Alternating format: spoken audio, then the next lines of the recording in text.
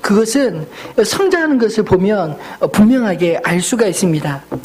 조화와 생화의 차이는 어제보다 오늘, 지난주보다 이번 주에 어떤 변화가 있는가 하는 것을 보면 분명하게 알 수 있습니다. 사실 저희 교회가 개척 초기에 화단에 심겨진 모든 꽃들을 생화로 심었었습니다. 근데 생화는 이 관리하는 수고가 너무 커서 죽기도 하고 또 시들기도 하고 더군다나 이 공간이 밀폐되어 있어 햇볕이 들어오지 않다 보니 관리 한계 때문에 어쩔 수 없이 눈물을 머금고 하나하나 이 조화로 바꾸었습니다. 생명이 있다는 것을 생각해 보면 이 자라기도 하고 또 물 주고 사랑하지 않으면 시들기도 한다는 것을 참 많이 배우게 되었습니다. 중요한 것은 자라는 것이나 시드는 것이나 모두 생명 활동을 하고 있다는 그런 증거가 아니겠습니까? 근데 조화는 신기하게도 절대로 시들지가 않습니다. 대신 절대 자라거나 생명이 번식을 하지도 않습니다. 왜냐하면 그 안에는 생명이 없기 때문이죠.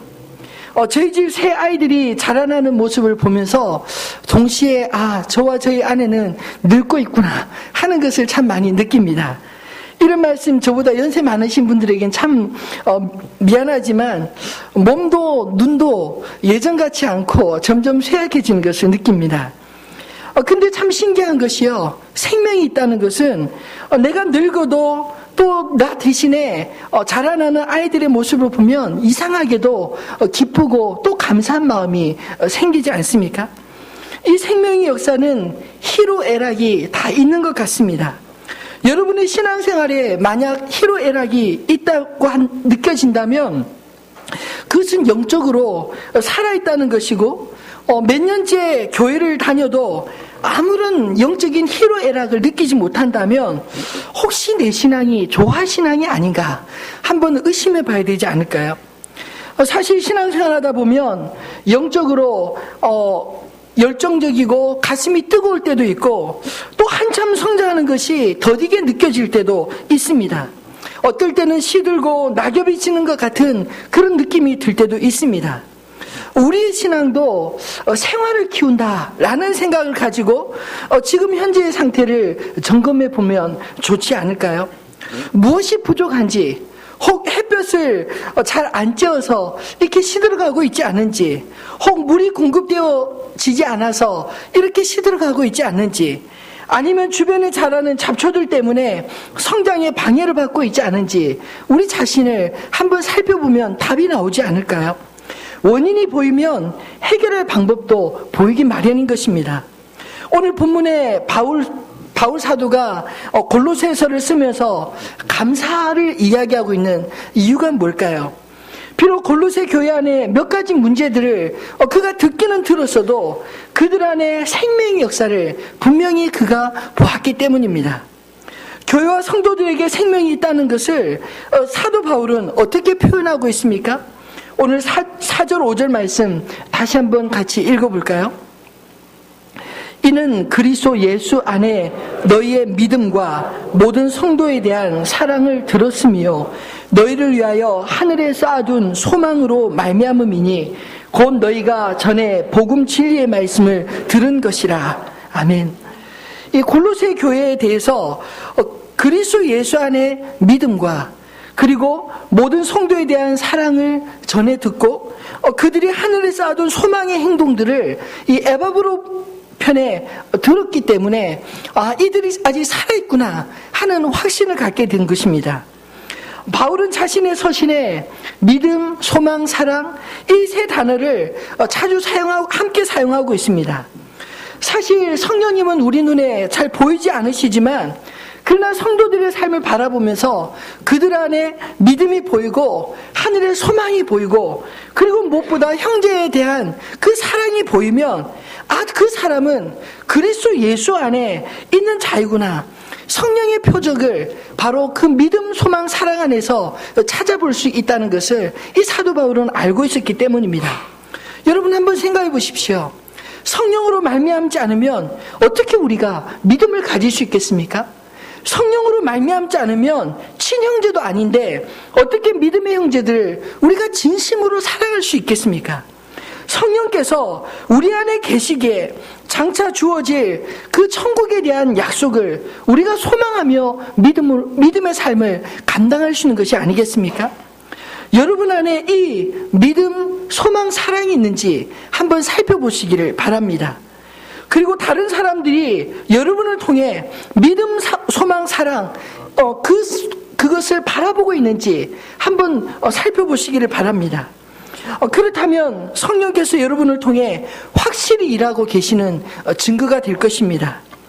지금 내가 하는 일이 잘 안 된다고 낙심하지 마십시오. 신앙이 내가 원하는 만큼 성장하지 않는다고 포기하지 마시기를 바랍니다. 포도나무에 가지가 잘 붙어있기만 하면 열매를 맺듯이 끝까지 우리가 주님께 생명으로 붙어있으면 반드시 열매 맺게 되어질 줄로 믿습니다. 분명히 어떤 분들은 내 안에 믿음, 소망, 사랑 있는 것은 알겠습니다.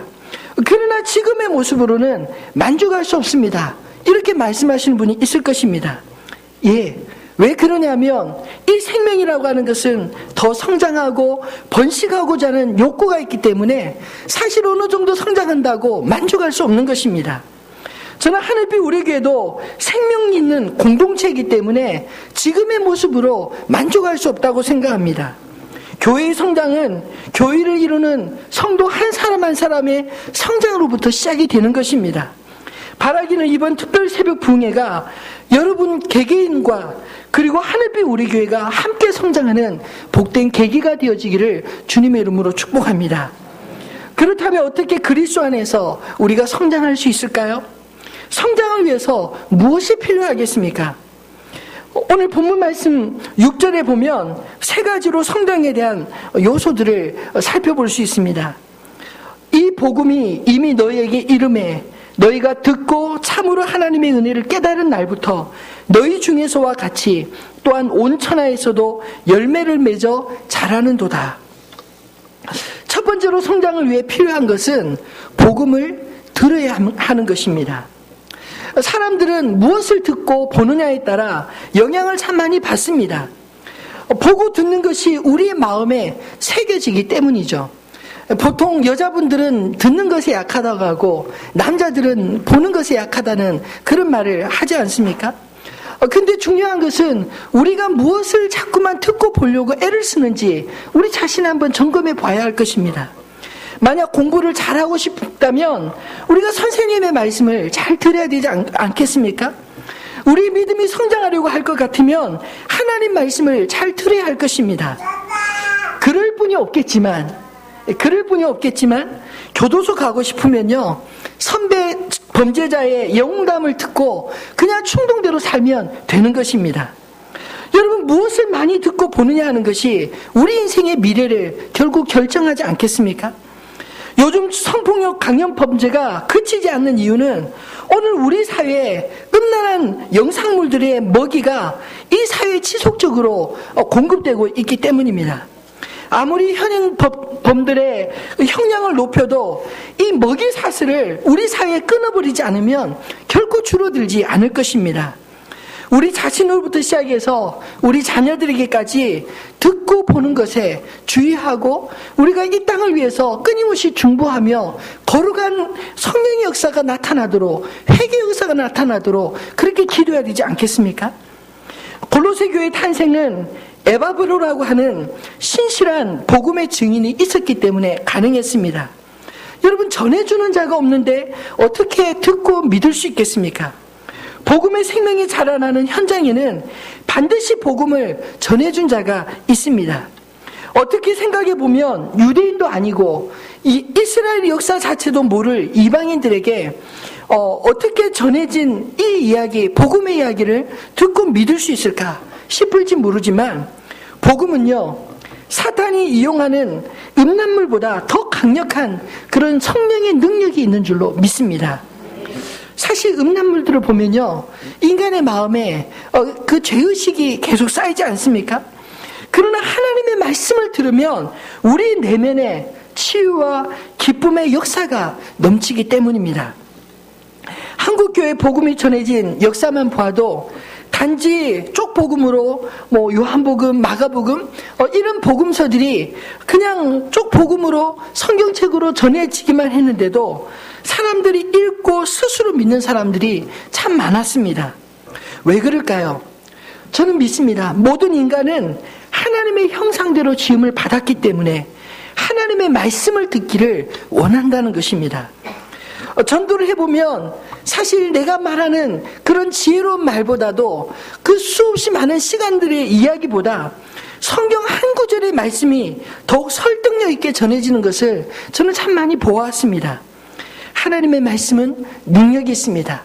그 말씀이 들려질 때 사람들의 마음속에 왠지 반응을 일어나고 하나님의 말씀을 듣고 돌이키는 역사들이 일어나게 되는 줄로 믿습니다.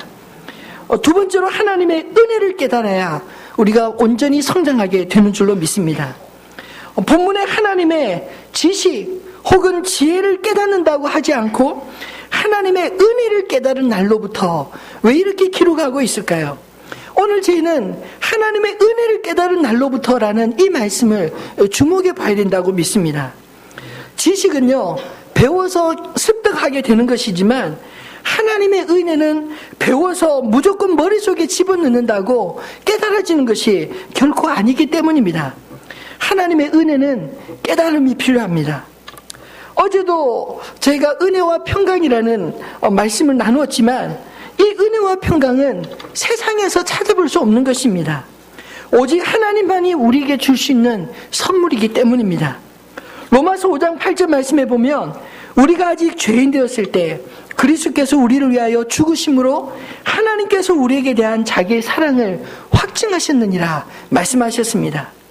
사실 이 말씀을 깊이 묵상해 보면요, 은혜라는 것이 무엇인지, 받을 만한 자격이 없는 죄인에게 그저 주시는 하나님의 선물인 것을 깨닫지 않습니까?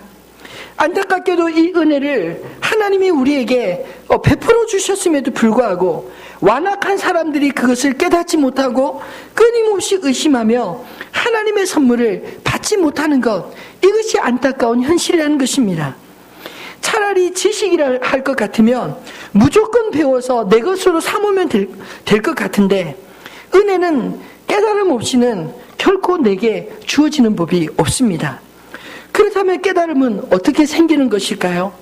마태복음 5장 3절 8절 말씀에 그 답이 있습니다. 우리 같이 한번 읽어볼까요? 심령이 가난한 자는 복이 있나니 천국이 그들의 것이며 마음이 청결한 자는 복이 있나니 그들이 하나님을 볼 것이며.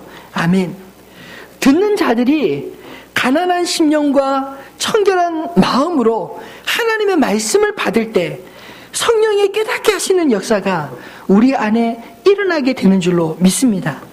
우리가 준비해야 될 것이 무엇입니까? 우리의 마음을 가난하게 만드는 것입니다. 겸손하게 주님 앞에 나오는 것입니다.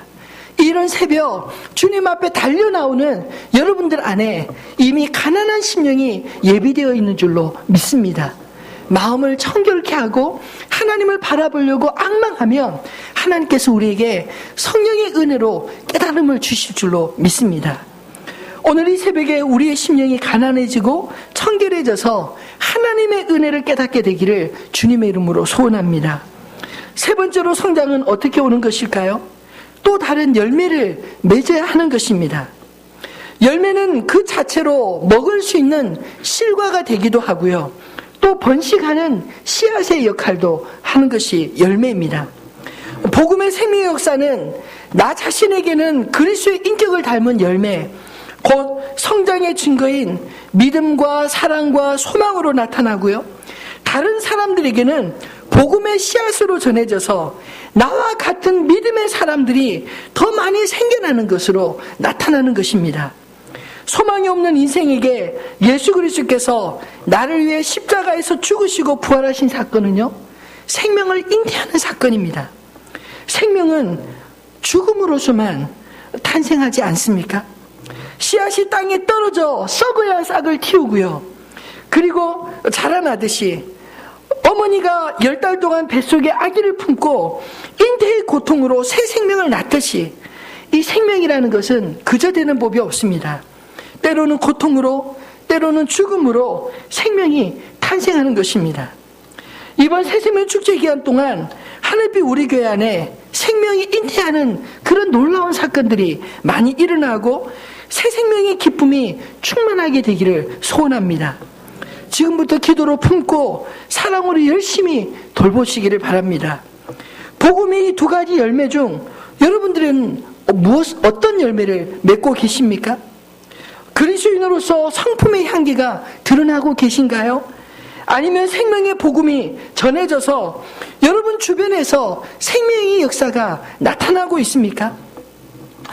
바라기는 여러분 안에 이 성품과 그리고 생명, 그 역사가 동일하게 함께 나타나게 되기를 주님의 이름으로 축복합니다. 말씀을 맺겠습니다. 생명은 성장을 열망합니다. 마찬가지로 그리스도 예수 안에 이 성장을 열망하는 그런 열망이 우리 가운데 있어지기를 원합니다. 아이를 키우는 부모의 심정은 어떻습니까? 아이들 보면 빨리 건강하게 빨리 잘 자라기를 원하지 않습니까? 아니, 우리 자녀들이 성장하는 것, 그건 누구나 다 원하는 것입니다. 요즘 저희 아이들이 한참 크는 때라 아침 저녁으로 벽에다 몸을 기대고 키를 잽니다. 근데 저희 아이들이 저나 저희 아내를 닮아서 그런지 좀 작은 편입니다. 그래서 저녁마다 엄마하고 저하고 이 팔과 다리를 잡고 느리는 것도 합니다. 이렇게 느리니까 조금씩 크는 것 같더라고요. 저희 아이들도 더 크고 싶은지 그냥 느린다고 하면 딱 눕고 팔을 딱 벌립니다. 그리고 열심히 잡아 당기라고.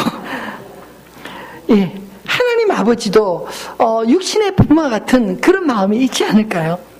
우리가 그리스도의 형상을 담기까지 그렇게 성장하기를 갈망하지 않겠습니까? 하나님 앞에 여러분 조화 같은 인생이 되지 않기를 바랍니다. 어제나 오늘이나 내일이나 변하지 않는 조화. 어떻게 보면 참 좋아 보일지 모르지만 그러나 시간이 지나면 실증 나서 그냥 뽑아버리지 않을까요? 여러분, 생명이 있는 생활은 비록 관리하기는 좀 어렵다 할지라도 생명이 있기 때문에 끊임없이 돌보고자 하는 욕구가 생겨나지 않습니까? 올해 저희가 그 비전센터에서 그 밭을 분양받고 식물들을 키웠는데 저희도 그 식물들을 일주일에 한 2번 이상은 갔었던 것 같아요. 올해 유독 여름 전반에는 비가 오지 않았지 않습니까? 비가 오지 않으니까 가서 물을 주게 되더라고요. 조화 같으면 물 줄 일이 있겠습니까? 안 주지요. 근데 비가 안 오니까 걔네들이 죽지 않아야 될 텐데 이런 마음이 들어서 자꾸만 가서 물을 주게 되고요. 또 그 비가 오면 왠지 이제 생명이 많이 소출이 있을 것 같아서 가서 따오는 그런 즐거움들을 누렸습니다. 여러분, 생명 있는 그런 생명체는요, 생활은 이렇게 자라고 열매 맺고 그리고 그것을 누리는 기쁨이 있는 것입니다. 내 안에 그리스도의 생명이 있으면 성령께서도 잘 자라게 하시려고 끊임없이 돌보지 않으실까요? 우리의 기도를 들어 응답하시고 우리가 마땅히 기도할 바를 알지 못할 때는 친히 우리를 위하여 우리 안에서 간구해 주신다고 말씀해 주셨습니다. 사랑하는 성도들, 우리 안에 생명이 있어 자라나는 역사로 하나님 아버지의 마음을 기쁘게 해드리는 저와 여러분이 되어지기를 소원합니다. 아이들도 키워보면 사실 평상시에는 잘 크지 않던 것 같다가 갑자기 어느 때인가 쑥쑥 크는 때를 참 많이 느낍니다. 이번 특세가 성령님과 함께하는 성령의 역사로 여러분과 하늘빛 우리 교회가 함께 쑥쑥 크는 그런 은혜가 있어지는 그런 복된 부흥회가 되시기를 주님의 이름으로 축원합니다.